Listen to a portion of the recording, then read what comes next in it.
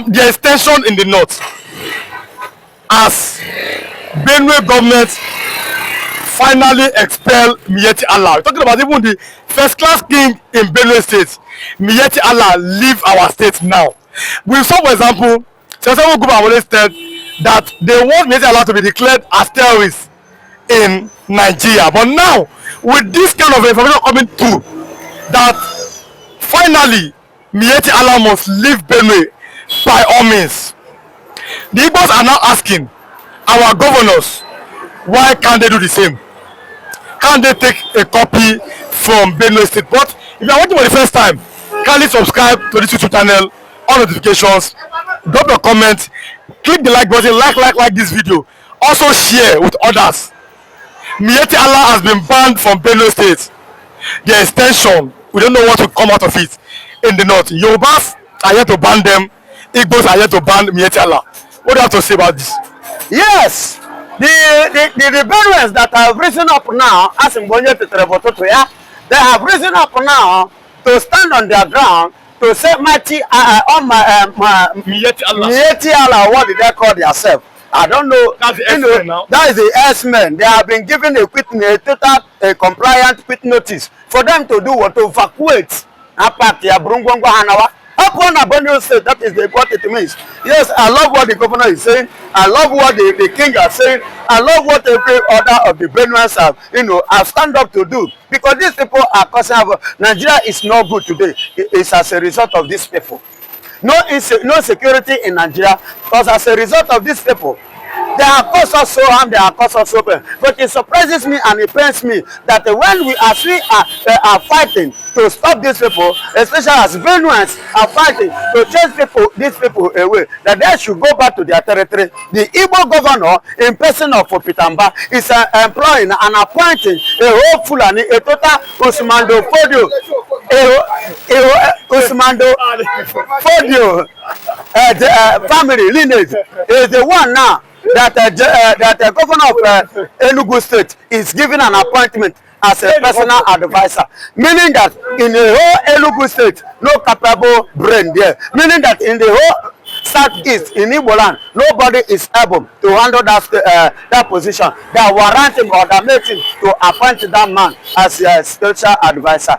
See where we are going to. You see the reason why we are not happy. We are complaining about these governors in the east. I don't know when and how when they will rise up and for their to get to the understanding of where we are pointing out of what we are saying. No, let's talk about this. Benue is part of the north. That's they call them North Central Middle Belt.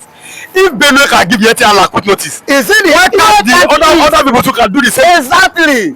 That is the point. If the middle belt to Benue can give them, which is our brother, the Fulani brothers, if they can give them a quick notice, then we that are the Biafrans, why can't we, our governors, suppose of the order of it and Bande Furefu, we Furo, whatsoever they call you, and Anambra State governor, you people should come to your normal senses. Please, what is happening and what is going on in your brain? I don't understand. When a brother look at these people, middle belt, they are partner with the North against the Igbos, including Yoruba during the war.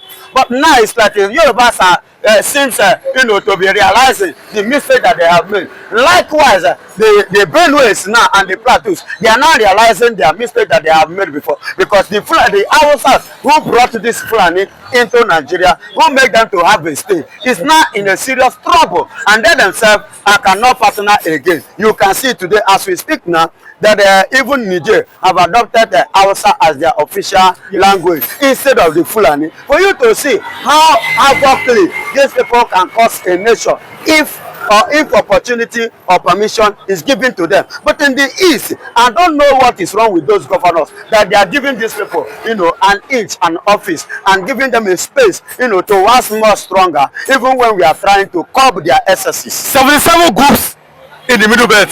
They have told Tinubu it is time to declare Miyetti Allah a terrorist group. We saw our former governor of Benue State, Samuel Otomtu, said, Tinubu, IPOB are not a terrorists. They don't cross from Igbo land to other place to kill. But Miyetti Allah, they cross all over Nigeria to damage people and to kill them. Do you agree that those 77 people, 77 group in the middle belt, what they said that it is time for Tinubu to declare Miyetti like terrorist group? But do you think that Tinubu can do it? Tinubu is supposed to do it. Not they can do it. He can do it. But the problem still stands that Tinubu is afraid of these Fulanis. Why do you think he's afraid? Tinubu is afraid of Nigeria? Even as that, being the president of Nigeria doesn't mean that you control the affairs of Nigeria. How do you mean? I mean, as you can see, I will give you an example. What happened to your tax refund? Tinubu said no going back, no going back, no going back. At the end of the day, he went back. He complied with the Fulanis. He complied with what they have said that this is how they want it. That is why I said they are the one that is still ruling the country. That's why the fact that Tinubu is the president is just there as a picture, as a camouflage. It's not the real one controlling the affairs of the nation. Yes, I bet you with this. And at the same time, Tinubu have the right to declare these people, a terrorist. But he cannot do it because he's afraid of them. That's why you can see Miyetti whatsoever, even throwing a threatened statement direct to Mr. President, direct to anybody, and nothing happens to them. They walk freely. The 77 group who said that they should be declared terrorists, they know what they are saying, and they are right. And these people, actually the terrorists, they are the problem of this country. They are the one that have been troubling me and you. They are the one that have been causing insecurity. They have been the one that have been giving us sleepless night. Why Nigeria is going like this was as a result of them. And why are we even talking of division today? Was it not as a result of their attitude, their character, their behavior towards every part of this country? That is why everybody wanted to go this way, so that we can handle this thing within ourselves, within our own place. But we saw, for example, a Yoruba prominent lawyer, Mr. Dele Farotimi, everybody know him. He said that why are there no repentant IPOB? But there's repentant Boko Haram and repentant bandits. What do you have to say about this? Yes, now the man was right in his statement. I supported what he has said because he has seen it in the angle of the truth that if Boko Haram could be forgiven, could have a repented one, and you add them into Nigerian military, why can't you at the same time have a repented IPOB so that you can as well add them or give them an office too? Yes, if you can give a Boko Haram, repented Boko Haram an office, you suppose give an IPOB repented one an office too. Are you not seeing the foul play that is playing between the two parties? You see why we are saying we are not recognized that in Nigeria they are marginalizing us. You can see it. Follow to me is a man of the truth, and I love him for that. Despite the fact that he's a Yoruba man. But that is why there is a saying that in the place where there is bad, you can see at the same time see the good ones. Follow to me is one of the people that is speaking the truth, and I love those that speak the truth. Follow to me is my senior brother, and I always respect him. But many Igbos are beginning to attack again Peter Obi, that Igbos are saying they cannot blame second fiddle to the north. And we've seen Peter Obi, for example, Peter Obi may be we are using the word may here, may be a vice to article. The Igbos are attacking him that you cannot be a president in Nigeria, find a way to fight for Biafra. What do you think that he don't need to tell him to find a way to fight for Biafra? Let him stand up for Biafra. Yes, Peter Obi should stand up for Biafra. Let him stop fooling himself, parading himself, bringing himself here and there. See, building borehole in the north can never give you presidential candidate office. But building borehole in the northern part of Nigeria can never make him a president. Why do you say so? Jonathan did more than that. What happened at the end? Yes, good Lord Jonathan, when he was in office, he did more than that. And what happened at the end? A pig remains a pig. Dog remains a dog. Monkey remains a monkey. So those people are not people that you should do good to. Turn your back against them and do the needful. Embrace the truth, embrace the light that is in your front. Embrace what is about to embrace you. Peter Obi should forget anything about Nigeria and focus on the reality, which is Biafra, that you can see very soon it will finally emerge in our time. We will be the living witness, and you will hear, you will tell me that Biafra evangelists, you say this. Yes, and it will go all over the world that I remember only one and the only Biafra evangelist that will always speak the truth. Now tell me this. Look at the case as it's going. who is winning? How is it going? Mighty Allah that have been visiting one place to the other, killing people. They will tell you they repented. And they will be forgiven. And they will be given arms. They will be given uniform. But when it comes to Igbo man, they will tag him a terrorist. They will kill those that they have killed. And they will take some that they have taken. And how many years has the oil now fed in Nigeria? Let them compare and contrast. Which development did those Ghanot epigram brought into the country? And which development has, the oil, added to the Nigerian government and as a country, nation? My brother, let us compare and contrast. But you will agree with me that these people are nothing but a bunch of deceivers. You see why we have been talking about this issue of everybody answer your father's name. Everybody let us go our separate ways, because what is in the east that come from the east always remain a national cake, but whatsoever that come from every other part remain to those part of Nigeria, and they manage it on themselves. But anything in the east belongs to everybody in the country. And secondly, not only that, they use what come from the east to bring development in other places, but they allow the east not undeveloped. And that was the system of the Western world that developed their own side with the resources of Africa, and they allow Africa to remain undeveloped. That was the system Nigeria is given to the Igbos, that the West here and the North will be developed with the resources that come from the East, and the East will remain. The question is that they said, where were the Igbos when the North was feeding Nigeria with their Gano pyramid? That is short up, but that's number one. Number two, somebody said, well, an Igbo man said this morning, I newspaper that time, it is all the oil in Niger Delta. That is why they fought the civil war, and that's why Nigeria is won. Do you agree with that? Of course. Even the British are regretted it for giving us independence, but the time that they gave us independence, because they never believed that as at now the oil will still continue flowing. Had they been there, knew they would not hands off just so easily like that. Are you hearing me? They believe that to them, they believe that once they do that, within a short time, the oil will do what we cease. But as the oil keep flowing up to this very moment, they themselves now are being scared. They are regretting it. And that is why you see them playing the game that they are playing, using, Nigeria against the Igbos, so that the Igbos will not go their separate way, in order for them to continue sucking our crude oil.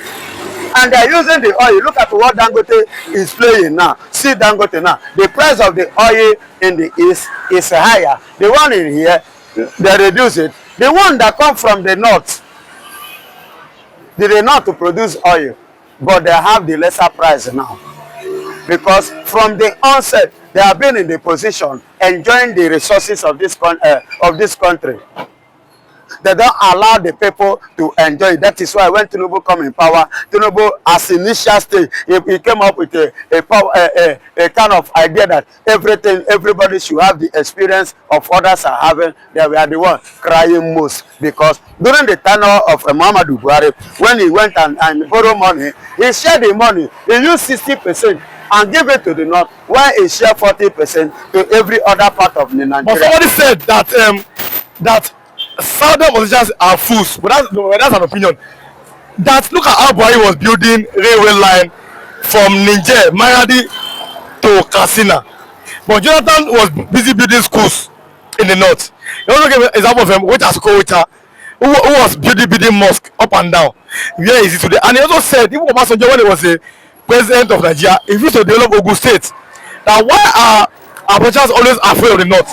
What do you think is the reason? My brother, the reason is this, and I will continue to say it. It is not the southeast. The problem is the southwest. Yorubas are the engine.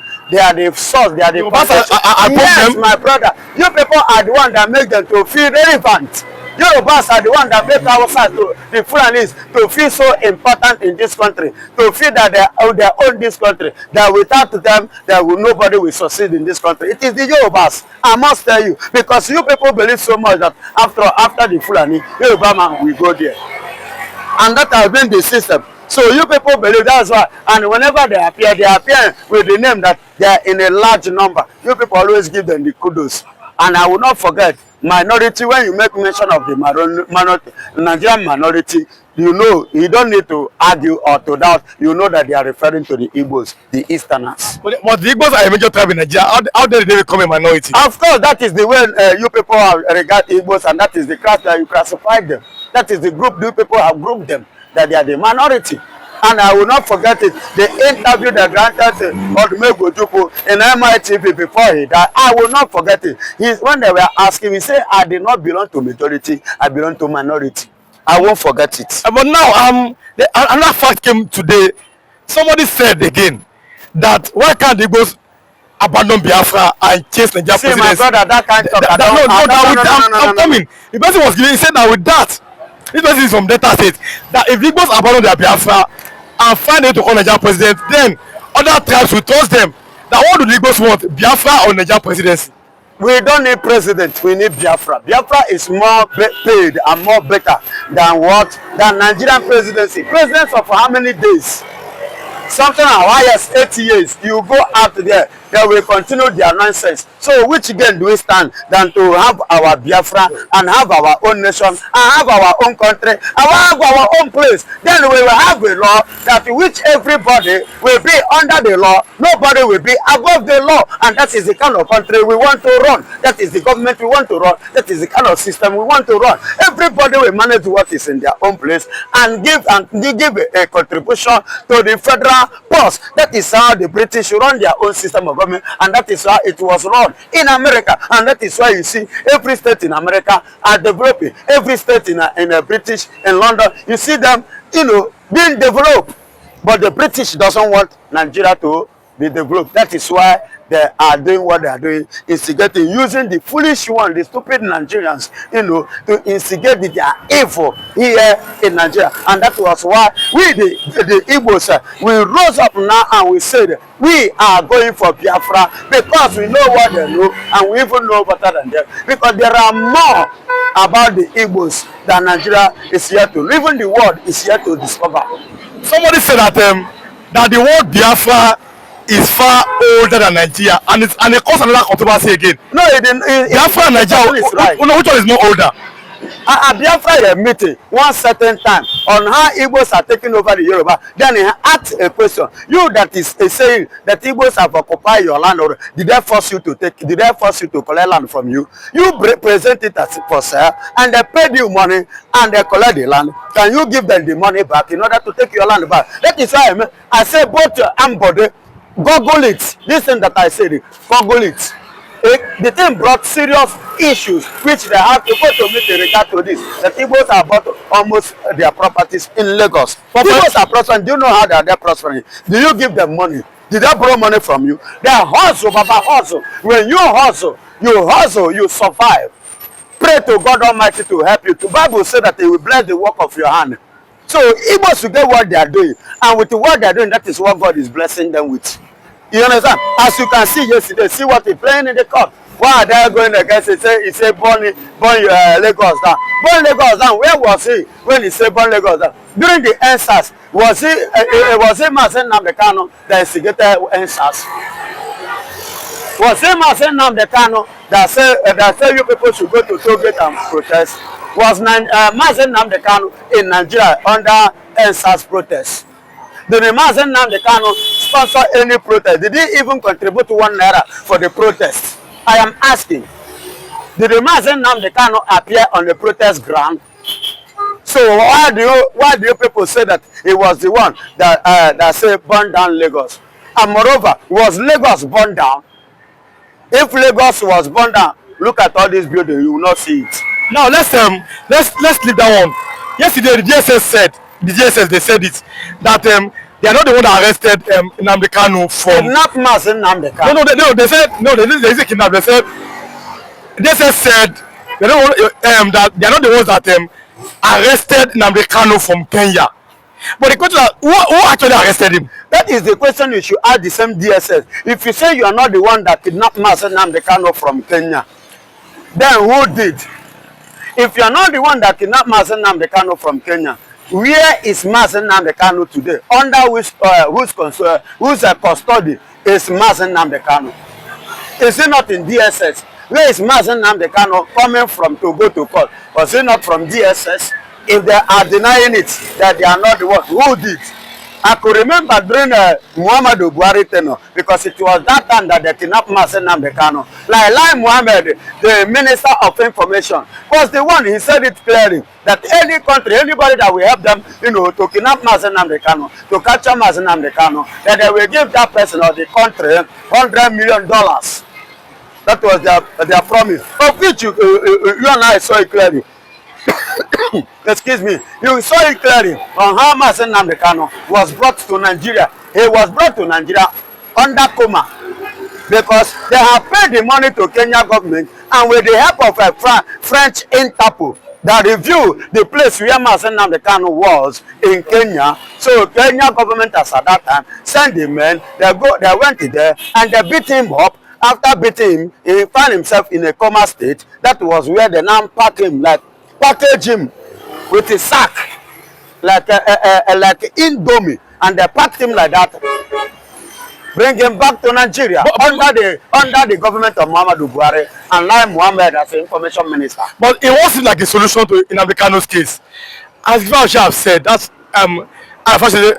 younger brother. I know that Biafra was the former governor of Ebonyi State. He said that Nnamdi Kanu should now apologize to Nigerians, accept appointment if he truly wants to be free. That's the solution coming from Isaac Farashe. What do you have to say about that? Who is Isaac Farashe? Is the younger